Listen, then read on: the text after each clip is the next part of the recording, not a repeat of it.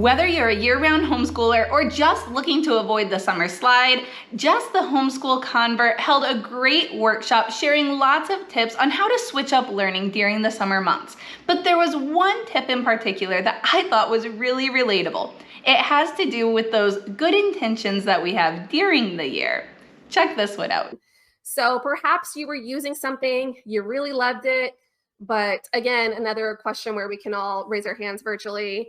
Have you ever had very great intentions when you were choosing all the curriculum for the school year and then quickly realized you just simply chose too much? Guilty as charged. I said I'm a curriculum junkie. There are so many good things out there. So there have been so many things that we've started. I'm like, we just do not have the time to do this all. What was I thinking? So one of those things for us that we have picked back up again on and off is the Burgess animal book for children. Y'all, we love the Burgess books. They're so good. And so we started this last summer and didn't finish that. And I was like, it's fine. We'll just do it during the school year. We didn't do that. So we just recently started picking this back up again. We wrapped up the other science that we were doing. I use a simple study that goes along with it that recommends different picture books that you can go along with it. A lot of times, y'all, I don't even bother getting them from the library. I'll just find a read aloud on YouTube and simplify it for myself that way, especially during the summer. I'm not trying to go to the library 15 times a week. And then the simple study that we have has coordinating pictures from the Small Animals of North America coloring book. So I read, my kids color, it's sweet stories. They're learning scientific facts about animals and they just love it. So maybe there's a curriculum like that out there for you where you really loved it and you just couldn't find the time. Summer's a great time to do that. Another thing I like to think about is, does anybody else struggle with science experiments?